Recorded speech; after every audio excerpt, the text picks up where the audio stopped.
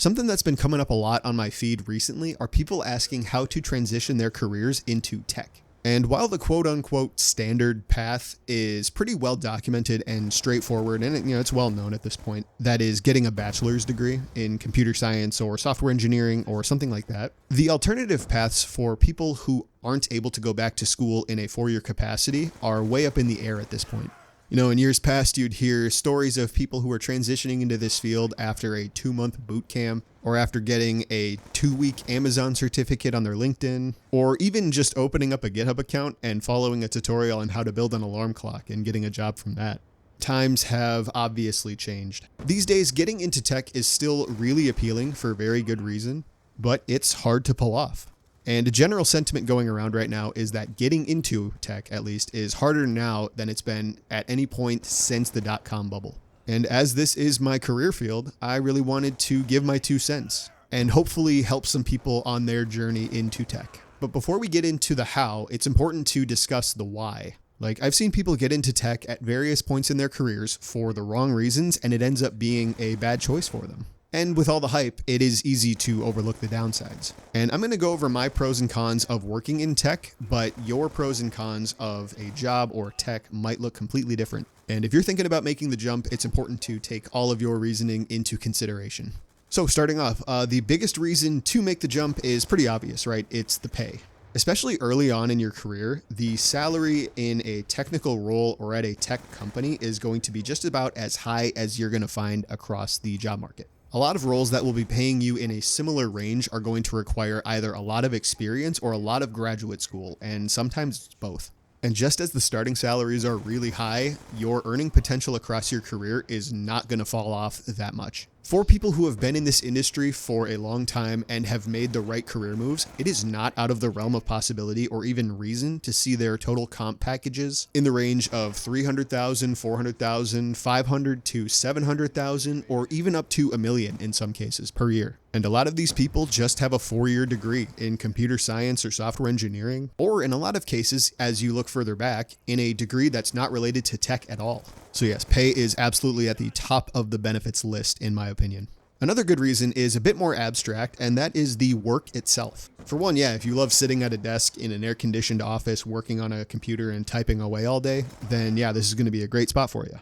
But for certain people, there is an itch, so to speak, that software engineering can scratch. It really gives you the ability to solve business problems on the ground level with your own hands and your own work, while also requiring you to be really strategic with your decisions. Now, it's almost like a video game in that sense. Like in Civ 6, Civ 5, depending on how old you are. You have to know the game at a city level, making small decisions about what you're going to build, what kind of units you're going to make, stuff like that. And doing those actions while also being forced to zoom out and observe the entire map and make strategic decisions based on things that are happening across the world, for example. And I love that kind of work. And I didn't even really realize that that was what I was getting myself into until I got a job in the field and worked in it for a while. And I know that there are a lot of people out there that feel the same towards their tech work, which means there's probably a lot of people out there that are looking for that kind of work but aren't able to find it in their current field. Another quick point in a similar vein to those last 2 points is the future of business itself is going to be focused fully on technology. And being in tech, you're going to be on the leading edge of that. And I brought up in my previous video, Is Computer Science Cooked?, that AI is a factor on the job market, especially looking forward into the future. But in that video, I go into detail why I don't think it's going to be a threat to this career. The last positive point that I wanted to talk about here was the work-life balance. For this job, for this pay, the work-life balance I've found to be really, really positive. And of course, this is going to depend on your manager, your role, your company, things like that. But overall, in this pay range, I've found it to be very, very positive. The only thing about work-life balance that I have to warn you about is on-call support. And if you know, you know. Now, I could go on forever talking about why I enjoy working in tech, and this is not an exhaustive list at all. But we got to keep this video rolling, so if you have any topics or factors about working in tech in particular that you're curious about, please leave them in the comments and we can continue the discussion down there. On to the reasons to not transition into tech, and these might be some hot takes, but let's give it a roll. First off, we got the perks, and the perks used to be a very big selling point, especially when I was in college, about working in tech and getting a job at a company that employed a lot of tech workers. Not as much at these smaller operations or smaller companies, but especially when I was early on in my undergrad, everybody wanted to go work at big tech, specifically as a software engineer, for those amazing perks. Things like ping pong and pool tables in the office, nap pods, emotional support dogs wandering around the office, free food whenever you want, beer taps in the office was another big one. It honestly got a bit ridiculous, and if you're curious, I would recommend Googling big tech perks and searching those articles between like 2015 and 2019. But these days, the hype around these perks has really died down, and I believe for good reason. And the reason is that these perks are just a way to pay you less. Like, they were a great way to bring journalists into your office and to give you free marketing about how great it is to work there, and attract all of the top talent from across the job market. But in reality, you don't use these perks very much because you're there to work. Nowadays, at a lot of these companies that have pool tables or foosball or arcade games in their office, you can sit by them for the day and not see a single person stop to use them. And it's gotten especially prevalent that companies are moving away from this now that they're looking in any direction to cut costs as much as they can. But these kind of perks are something that I now view as a pre-COVID relic. Another reason not to get into tech is the stability. Everybody's well aware of it right now that if you work in tech, in a technical role or otherwise, that any day you log onto your computer might be your last at the company. Layoffs are everywhere right now, and they have been for a couple of years. And even in good market conditions, tech has never been the most stable field of work. Obviously, like I said, the dot-com bubble was a big one for a lot of layoffs and a lot of turnover. But tech is often one of the first areas affected when a company decides it wants to offshore, or this is especially the case out in Silicon Valley. If your company can't convince investors to give you money, that's another way you lose your job. Obviously, the main way to counteract this is to work at large, stable, old companies that employ a lot of tech workers but aren't necessarily big tech. But unfortunately, there are going to be a lot of sleepless nights in this field. Something else I don't see talked about as much, but I think is a really big factor, is the level of difficulty in the work itself. Now, I just mentioned a few minutes ago how rewarding and fulfilling the work is, and I absolutely stand by that, but the work is also challenging, and that challenge, of course, will play into the fulfillment. On top of needing to know the overarching business structures and the business problem that they're trying to have you solve, but you also need to know a lot about the technology that you're using to solve that problem. And that stuff is always changing, and if you change jobs, it's going to be a lot of new tech.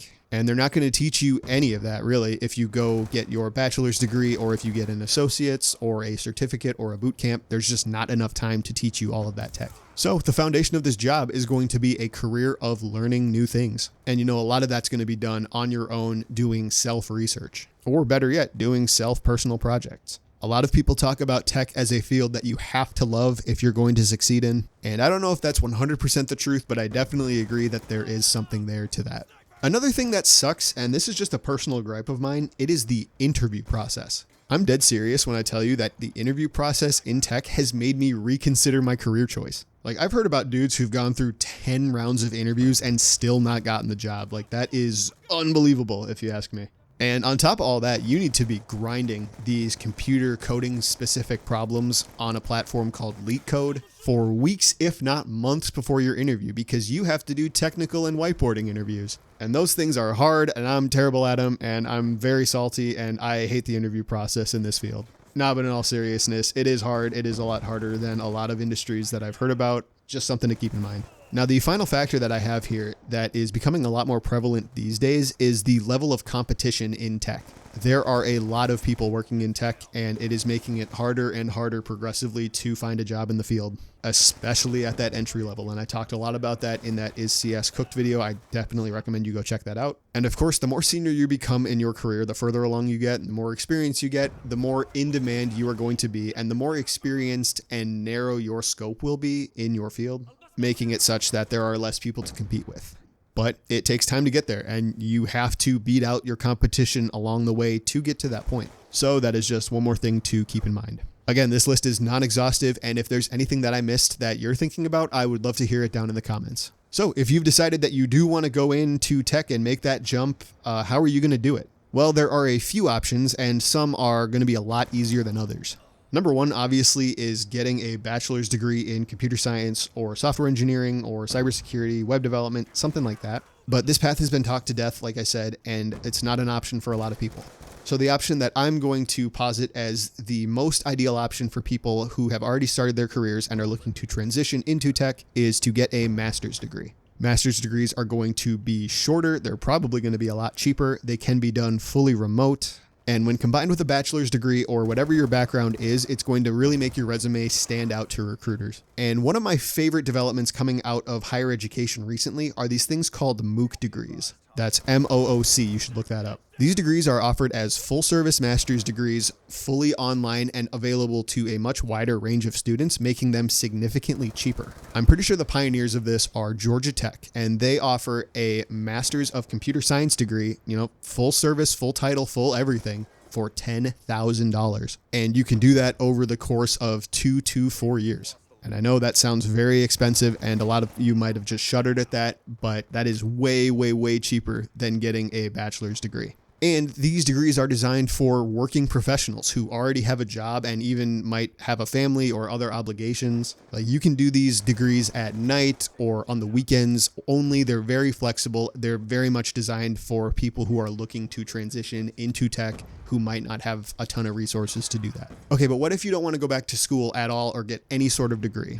If you are already in white collar in some degree, I think your best bet is going to be getting a job at a very large company with a lot of resources and a lot of opportunity for internal movement. This is because at a lot of these companies, they are very willing to offer internal employees opportunities around the business in fields like tech. And better yet, a lot of these companies will formalize these programs and let you do that work on top of your current role, what you're already doing. And in some cases, you'll be able to seamlessly make that transition in that way. Like in my current company, I've seen people working in the call center take these programs and these opportunities to eventually switch and make the transition into being a software engineer, despite not having a formal background or education in tech. And these programs can go all the way down to the ground level. And with the market downturn and with companies looking to cost cut across the board, these programs have suffered to some degree, but these programs are absolutely still out there and you just have to go find them. I recommend looking into companies that offer some sort of, work training or education reimbursement, things like that. Those companies are going to be the ones you want to look at. But let's say you don't work in white collar either. So you don't have the ability to go back to school and you aren't working in a white collar profession where you can pivot to a company with these opportunities. Your journey is going to involve a lot of self-teaching of languages and processes and different technologies that you might be using in your area of tech of choice. And then you have to build a lot of individual projects that you can share around on social media, on LinkedIn, and that you can send to recruiters. And on top of all that, you will have to do a lot of networking. Because when you think about it, a lot of these companies that are posting entry-level tech roles are receiving hundreds or if not thousands of applications from people with degrees in tech or with a background in tech or with a project portfolio in tech, if not all three. Usually it's all three. And there just aren't that many roles like that available right now. So these companies are going to be picking from likely overqualified candidates. So assuming you've taught yourself the stuff and you've built out all the projects and you really know your stuff, you're going to want to connect with anybody that is at a level where they can give you a job themselves. And I don't mean talking to the CTO of Google, right? I mean startup founders. I mean engineering managers at small operations. I mean HR leaders at very small companies, things like that. That is where I believe your best opportunity to break into the field is going to be. And even for people who have the bachelor's degree, this is the secret sauce, in my opinion. You want to be looking at these startups who you can talk to your hiring manager and your recruiter directly. What you're not going to want to do, in my opinion, are to sign up for boot camps or online certificates. These things were super, super popular pre-COVID for getting people from wherever into tech for a low cost and low effort. But I really do think that this ship has sailed and it is no longer a viable option at scale. I think they're great methods for learning new technologies or learning practices or just honing your skills and getting better. But to attend a boot camp or to get an AWS certificate with the hope that it's going to get you a job, especially your first job in the field, I think is just not going to happen. So with all that in mind, if I haven't scared you off already, if you are trying to pivot into tech or you think you want to, I wish you the best of luck. If this is your calling like it is for me, there's really no work that's more rewarding in the world. And if it's not your calling, at least it's going to get you a nice paycheck. And if it doesn't get you a good paycheck, at least you'll gain some solid and applicable skills. Like, the opportunities are endless. If you can think of a field, I guarantee you there is the opportunity to work in tech for it. Cars, video games, rockets, airplanes, sports, food, music, the list is endless. Those are the things that I just thought of right off the top of my head that all have thriving technology sectors. So if that sounds interesting to you and you think you want to pursue that, man, best of luck. You got this. If you made it this far, thank you so much for watching. If I missed anything or I got anything wrong, or if you agree with me on something specific, please let me know down in the comments below. I would love to continue the discussion down there. Also, this was my first attempt at a non-scripted video. I went with an outline format this time, so there is a very high likelihood that I missed something. And if I did, please let me hear it down in the comments. But that's all for me. Thank you so much for watching, and I will see you next time.